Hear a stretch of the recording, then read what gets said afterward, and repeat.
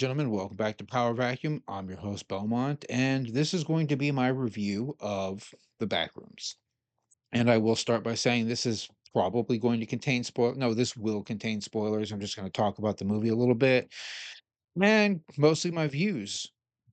But I'll start off with just right out the gate. I thought the movie was kind of boring.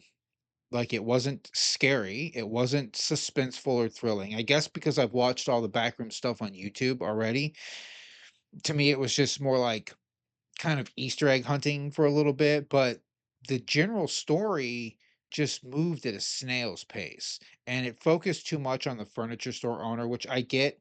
His store is the entrance to the back rooms, one of the natural ones. They're opening all over the world or whatever.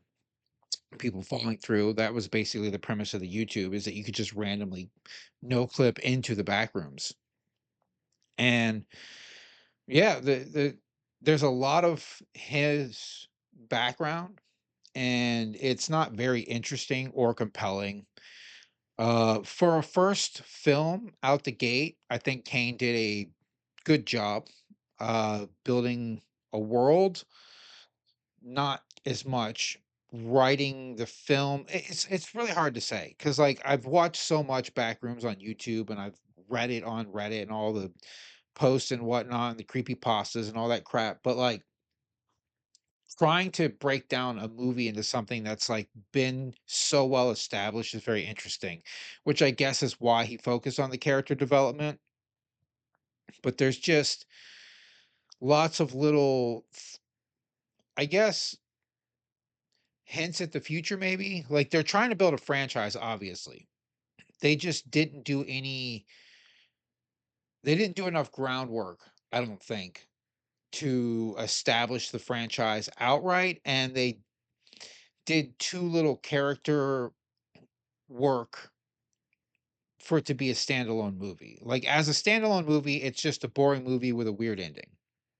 And as a franchise to set up the next one, if they are going to continue this, which they will, because this movie has been successful, there's no doubt about that. It has made its money back in spades. They will probably have already greenlit the next one, who knows. I wouldn't be surprised if they're talking about that like today. Like if there's a bunch of dudes in a board meeting talking about when are we doing the next Backrooms, because it's already made like well over triple its budget or some crazy crap like that. No, I think way more than that. I think it was like a $20 million budget, and it's over 150 million now. So yeah, never mind. Talking like 7 times its budget. They're gonna get a sequel. It's made too much money. It's just whether or not the sequel will be able to carry the franchise, because this story is kind of weak. I've seen very, very mixed reviews. There are people online who love it, people online who hate it, and people online like who are me, who just it's kind of it's okay. It was a fine watch. I could watch it again maybe to look for more Easter eggs, but as far as story or interest in the universe go, I don't find a need to watch it again. There are a lot of little hints and things, and once it becomes available on digital, people are going to break it down and like dissect it. There's probably a cool lots of bit of lore in there, and it could be hidden lore, and that's why we have such a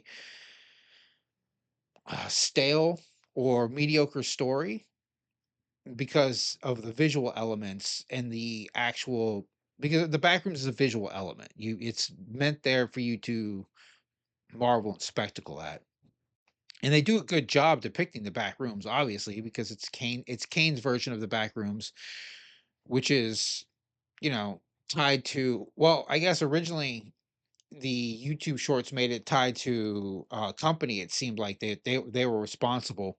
In the movie, and this is a big spoiler, by the way, in the movie, the company just discovered the doorways. They don't doesn't seem like they had any active role in opening or creating them. So it's one of those things that they've set up lore for a franchise, but whether or not they actually are able to build upon it, we'll see. You know, Kane has a long way to go. He's a young director. He's only like 20 or something. So He's got a long way to go and a lot of growing that he can do when it comes to writing and developing screenplays, because this one seems like it felt like a 2-hour YouTube video. And that's, kind of what it was. He is a YouTube creator, and that's where he got his start, and that's the style that he has, and that's kind of what it felt like. And again, I don't know if that's because I've watched all of the backroom stuff on YouTube already, so I had that kind of in my brain, but I went into the movie thinking, "Hey, it's gonna be a cinematic experience," and it just felt more like a YouTube video on a big screen. So, it didn't really blow me away. I'd probably give it, like, maybe a 6, probably a 5.5 if I'm doing half ratings, but it's a middle of the road movie. The actors are what carried the movie because, like, the therapist and the main character do a very, who I can barely pronounce either of their names, and I'm not gonna butcher them. But they do very good job selling their emotions, so that was nice, like, they are very convincing, but it was just lacking in stuff for them to do more than, plot-wise, story-wise, script-wise than it was for them acting-wise. Like, they did a great job acting, like, they nailed it, but it just was a very thin plot, very, very paper thin, not a lot going on, and there's a lot of, like, dead air. Again, it just feels like I'm watching a 2-hour-long YouTube video on a big screen in a theater. But yeah, 6.5, well, 6.5, 5.5 to 6 is my rating for the Backrooms. I don't hate it, I don't love it, it's got potential, so we'll see. It's already a successful movie, so it doesn't really matter, but that's my review. That's all I have for this video, and this is your host, Belmont, signing out.